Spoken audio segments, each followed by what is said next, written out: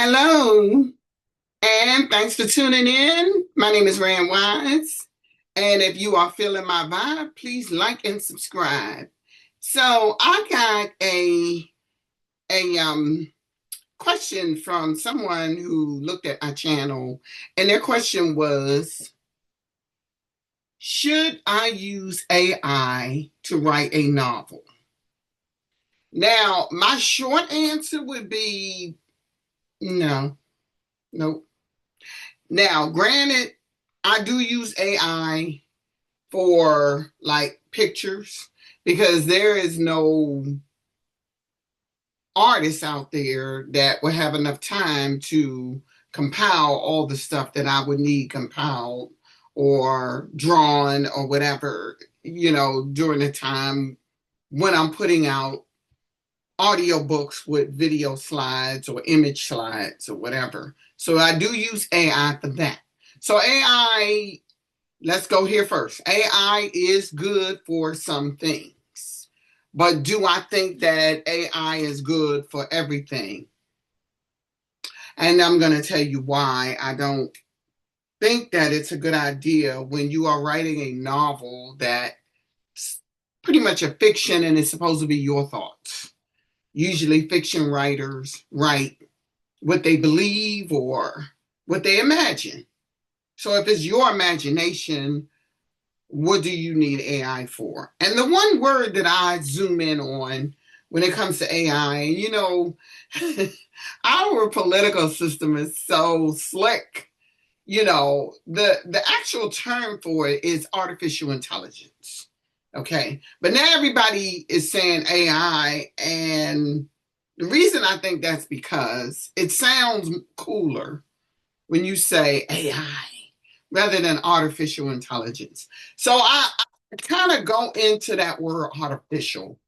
That's the word I keep hammering when I think about artificial intelligence. So artificial, when I think artificial sweetening, artificial flavor, I think counterfeit money and all of that. In other words, it's not real. Now, I did jot down a couple of notes to myself so that I won't forget certain points that I'm going to make in this video as to why I personally don't think it's a good idea to use AI. It's doable. You can use AI to write a whole book or whatever. But okay, so like I said, artificial, that's one of the things that come to mind. So now we have artificial intelligence versus human intelligence. Now, if you were to go there, ask yourself this question: is artificial intelligence better than the intelligence that our intelligent creator gave us? That's where my mind goes. Like, we have intelligence. So basically, this artificial intelligence is just a counterfeit or a copy of what God, our creator, gave us. Now, think about this. You want $100 bill or a counterfeit $100 bill? That's a good way to look at it. I mean, if you want to look at it that way, you know. So if I handed you $100 bill and I say, this is the counterfeit one, but this over here is the real one, you're not going to grab the counterfeit. Okay. So that's one of the things that we can look at as far as that go. Like I said, I use AI for my images, and it's quicker, but not for my storytelling. Everything that I tell in a story is my own thoughts, my own imagination. And here's the thing, I wrote my first novel 30 years ago. It wasn't published 30 years ago, but the first novel that I wrote, I had written that story 30 years ago. So I was 30 years old when I wrote the first story that would end up being a novel a couple of years later. Okay. So nothing beats human intelligence. Nothing. Now, if you want to embark on writing a novel with AI doing the job for you, first of all, you are cheating yourself out of the fun of creating. it yourself. Because there is something about writing and reading that sharpens your brain, and then it becomes enjoyable. So then you, like, when I take pen or I use pencils when I'm jotting down ideas, it's just something about a pencil. But when I do that, I am actually having a lot of fun with making this story come alive. I am putting my emotion in it. AI doesn't have any emotion. Now, here's the thing. I could, like, when I use AI images, right? The crazy part is that it's AI images. When you use, it's something about AI images, especially when you are doing human things or whatever. It's something about AI images where it's AI. It's like I need to find one real quick. Some of them look real, but if you have a trained eye, and I'm going to get into that whole thing about training your eyes when it comes to writing, as far as reading a story. Okay. So I'm going to use an AI image. Okay. Let me, I'm going to go in here and I'm going to, so you have a trained eye when it comes to AI. Okay. So you kind of can tell when certain things are real and when they're not. Okay. Let's use this image right here. Okay.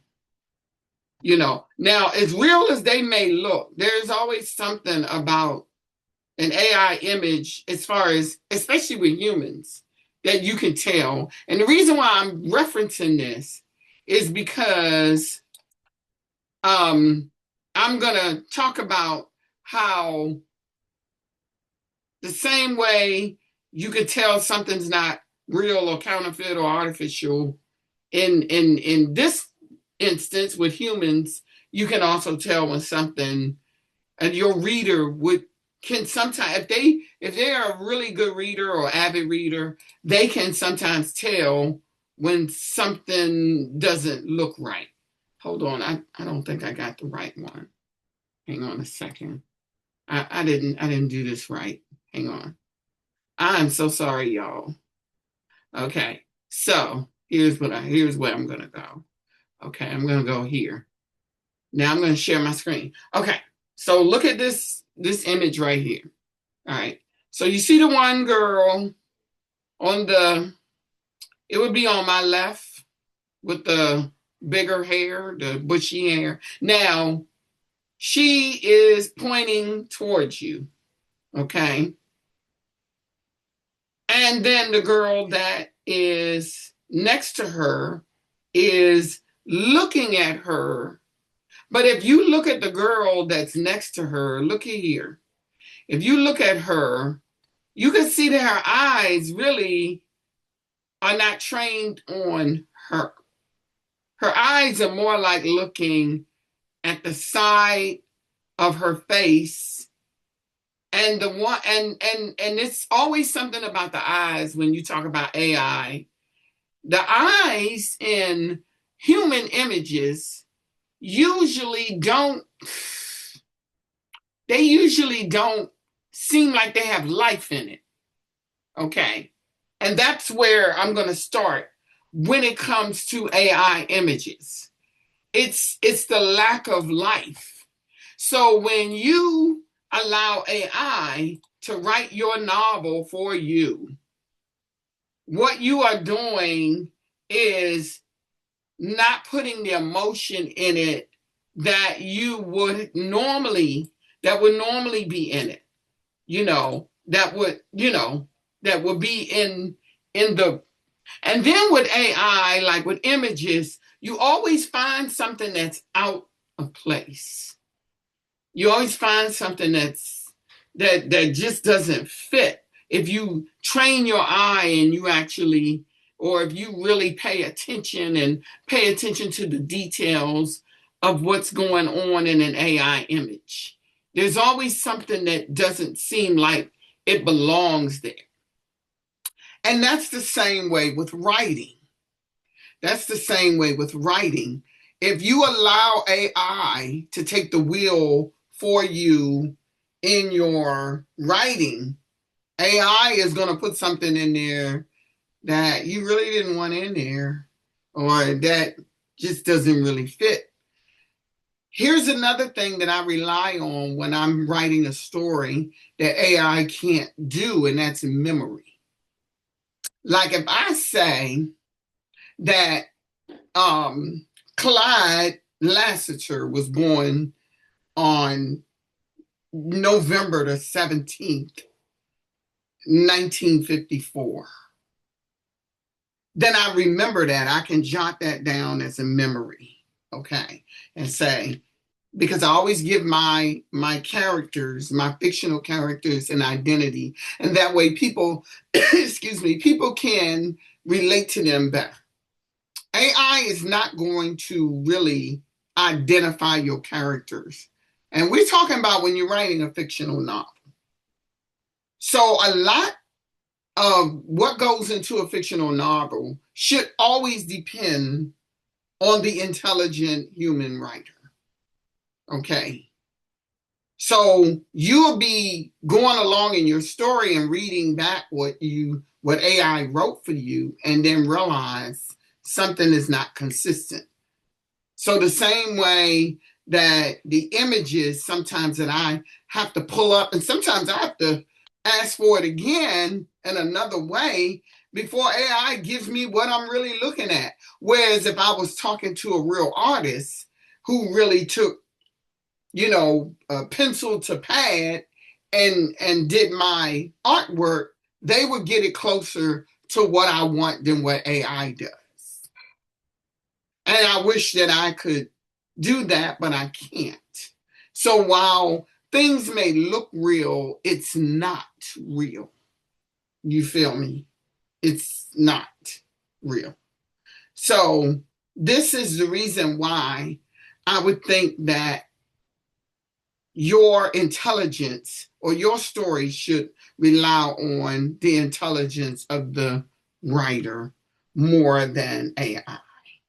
Now, you can do whatever it is that you want and however it is that you want, but my answer to that question, as far as do I think that a person should use AI to write their novel, then it's an emphatic no at this point, because of everything that I've just said. Now, here's the thing about the trained reader. Same way I was pointing out certain things in an AI image that someone with a trained eye can tell when something is wrong, or if they look close enough or long enough, they can see that something doesn't belong there, or the life is not in the eyes of the AI image human, or whatever, like it would be in a real human. Okay. The same thing that I'm saying with that is the same thing that I say with the trained reader. So take a person who is a reader, like I am a reader. I don't read as much as I used to, but I remember being an avid reader. Like every day for hours I would read. So let's say you have somebody who's a reader, okay? They would know it's AI. They really would. And another reason why I wouldn't use AI, and I would rather, cut out time in my day to devote to writing, is because I don't want to cheat my readers or my audience or my listeners in some cases, because a lot of my writing ends up being an audio book or an audio book on YouTube right here. I have several of them on YouTube, several series right here, because I don't want to cheat my readers. It's one thing for them to see the AI images, and they know that they're AI images because they know that nobody has time to draw or take pictures of all of that. Nobody has enough pictures in their vault to put on a 6-part audiobook. But the one thing that I want is for my readers to be able to listen to or read a good story, an emotional story. AI is not going to give you the drama, suspense, emotion, and the relatableness that a human brain would do if you were to allow them to do it for you. Okay. Another reason why I would not recommend using AI to write your novel, your story, your book, or whatever is because you're not training your senses when you do that.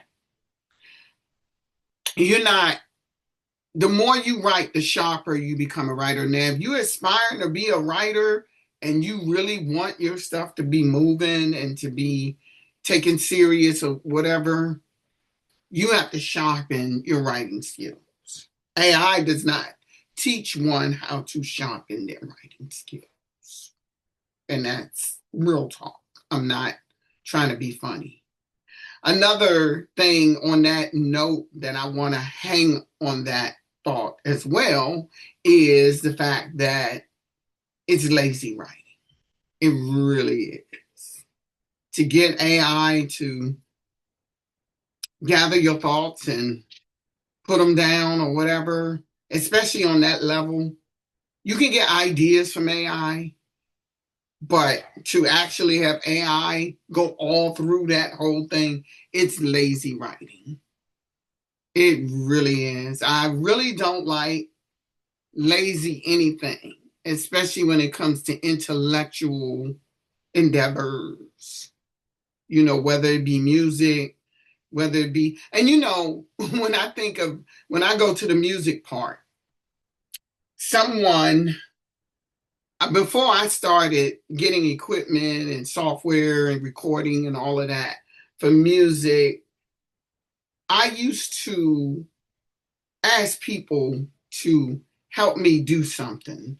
And because I am a trained musician, hold on one second.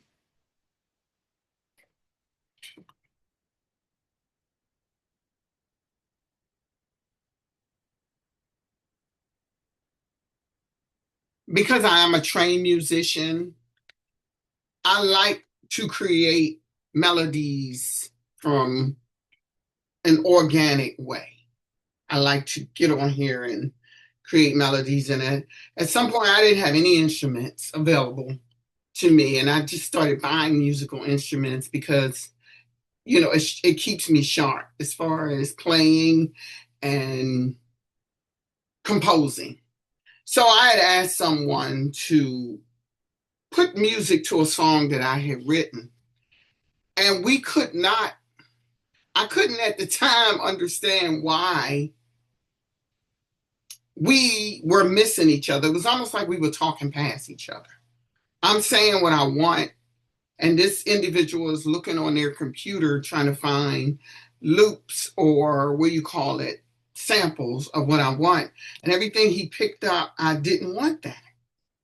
And I kept saying, no, that's not what I'm looking for. I'm looking for something else. And the more I explained to him, the more he got confused until it dawned on me at some point that we were not speaking the same language. Because I was speaking the language of actual music and he was speaking the language of samples.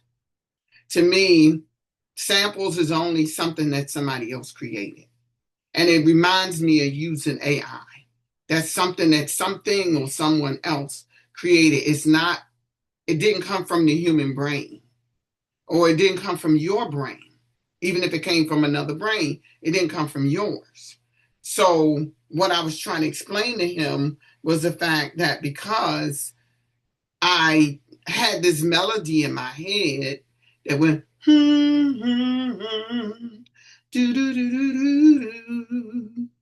and that was something I actually made up. And I was trying to get him to get that tune on his computer on, like there's virtual sounds on computers. And you can actually do it if you have the software. GarageBand does it, Pro Tools does it, but you would have to almost know something about keys in an instrument, or, and keys do everything. That's why you have the piano score, because it writes the music for all parts, whether it be the violin, the trumpet, the clarinet, the sax, piano score. And I was looking for those keys, and he did not understand, because he didn't understand keys. And he started getting frustrated because he was like, well, this would go with that. And I'm like, no, it wouldn't. Because in my mind, in my own intelligence, I could not see that matching with the organic melody that I had composed in my head, and I needed to get it out into the sphere or the ethos or whatever they call it. So that was the time when I said, it is time for me to get my instruments, get my recording software, and do this. Because I was speaking the language of music, and he was speaking the language of, what do you call those, samples? And I don't do other people's samples, not in that way. And even if I use a electronic loop, 9 out of 10 is something that somebody composed. And the other part is that I usually change up stuff, so it doesn't, it ends up being my sound, my style, my signature. So that's what it reminds me of when I see people using those samples, when they, sampling this and sampling that, and that's not yours though. So create your own samples, create your own words, create your own story. Okay. And so before I close, I want to ask this question here. If you cannot write a book without using AI, ask yourself why. Why can't I write a book without using AI?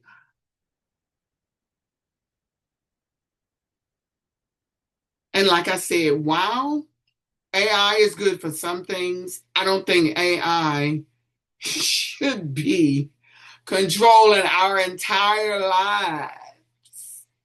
I don't think AI should take over everything. Like I said, if you can't draw and you need images, and sometimes the images they give you ain't really what you're looking for.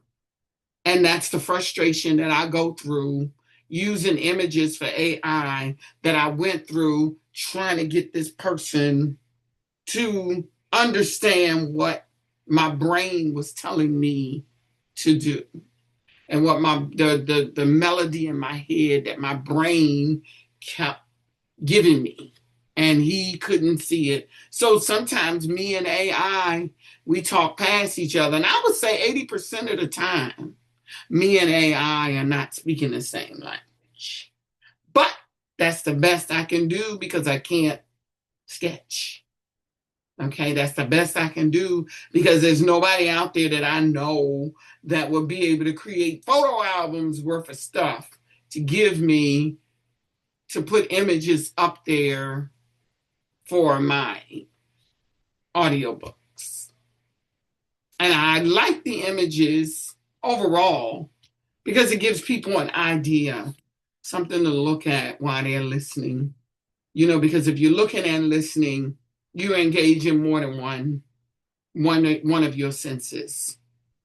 When you're looking and listening, you engage in your eyes and your ears. And I think that kind of wakes you up more when you engage in more senses. So I don't think I have any more notes on here. Like I said, nothing beats human intelligence, and happy writing. And if you feeling my vibe, don't forget to like and subscribe. Once again, this is Miranda Wise coming to you live. Take care and have a good night.